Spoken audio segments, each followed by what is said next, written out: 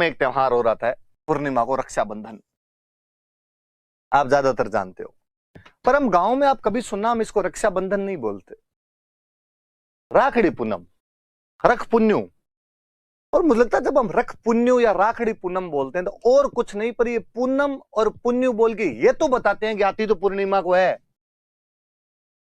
पर जब हमारे उसी त्योहार को हम किसी विदेशी भाषा में हिंदी के अंदर पढ़ते हैं तब हम उसे रक्षाबंधन बोलते हैं। और ये शब्द कम से कम पूर्णिमा तो नहीं बता रहा है, और कुछ ही बताता हो आपके, वो फील नहीं देता जो रख पुन्यू में, राखड़ी पूनम में आता है।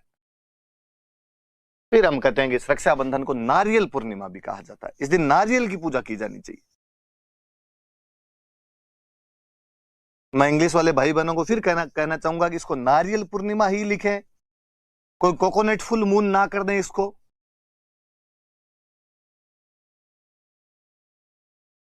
ये नारियल पूर्णिमा ही है।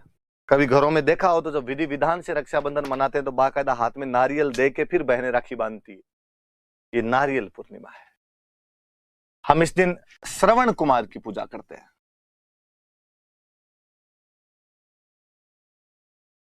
इस दिन श्रवण कुमार की पूजा की जाती है। आप में से ज्यादातर लोगों ने श्रवण कुमार की कहानी सुनी होगी कि एक आज्ञाकारी पुत्र जो अपने अंधे माता पिता को तीर्थ यात्रा कराने के लिए लकड़ी की एक कावड़ बनाकर उनको घुमाता हुआ फिरता है। यह उन दिनों की बात है जब अयोध्या के अंदर महाराज दशरथ राज कर रहे थे। महाराज दशरथ की एक खासियत थी कि वो शब्द भेदी बाण चलाया करते थे।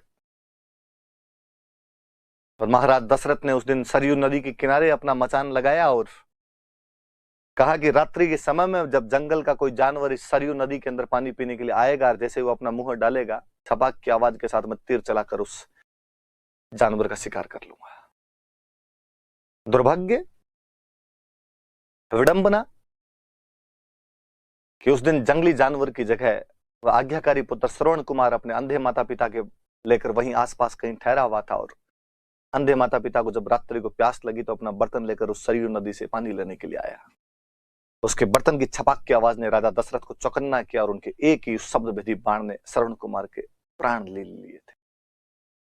तीर लगते श्रवण कुमार की चिल्लाहट सुनकर महाराज दशरथ भागे और उनको लगा कि मनुष्य मर गया। जब तक वो आते तब तक उस युवक के प्राण लगभग निकलने वाले थे। युवक ने केवल इतना कहा कि महाराज दशरथ, अंधे माता पिता मेरे पानी के लिए मेरा वेट कर रहे होंगे, प्लीज पानी उनको पिला देना। महाराज दशरथ उन अंधे माता पिता के पास गए। कई देर तक तो उनके मुंह से बोलती ना फूट पाई, ना कह पाई कि मैंने तुम्हारे पुत्र को मार दिया है। लेकिन जब वो अंधे माता पिता ने कहा कि हमें कुछ अनहोनी मालूम हो रही, तुम कौन हो, क्या हो, हमारा पुत्र कहाँ गया, वो जब चित्कार किया तो महाराज दशरथ रोए और रोते उन्होंने कहा कि गलती से मेरे हाथों से तुम्हारा पुत्र मर गया है। अब मैं तुम्हारे लिए पानी लेकर आया हूं, पश्चाताप करना चाहता हूं, प्रायश्चित करना चाहता हूं, जो सजा देना चाहते हो वो दीजिए। अंधे माता पिता ने कहा कि महाराज दशरथ, को अंधा माता पिता क्या ही सजा दे सकता है तुम्हें, प्रकृति सब सजाएं सब लोगों के लिए तय रखती है। लेकिन आज हम हमारे पुत्र के वियोग में तड़प तड़प के मर जाएंगे और हमारी हाय तुम्हें लगेगी, एक दिन तुम उसी प्रकार अपने पुत्र के वियोग में तड़प तड़प के मर जाओगे। कहानी आगे कहती है कि काफी दिनों बाद जब महारानी कैकेयी के वरदानों के कारण महाराज दशरथ को अपने पुत्र राम को वनवास देना पड़ा, तो महाराज दशरथ पुत्र राम के वियोग में उसी प्रकार तड़प तड़प के मरे थे जिस प्रकार कभी श्रवण कुमार के माता पिता उसकी याद में तड़प तड़प कर मरे थे। वो दिन रक्षाबंधन का दिन था, वो श्रावण की पूर्णिमा का दिन था, इसलिए आज भी हम उस आज्ञाकारी पुत्र श्रवण कुमार की इस दिन पूजा करते हैं।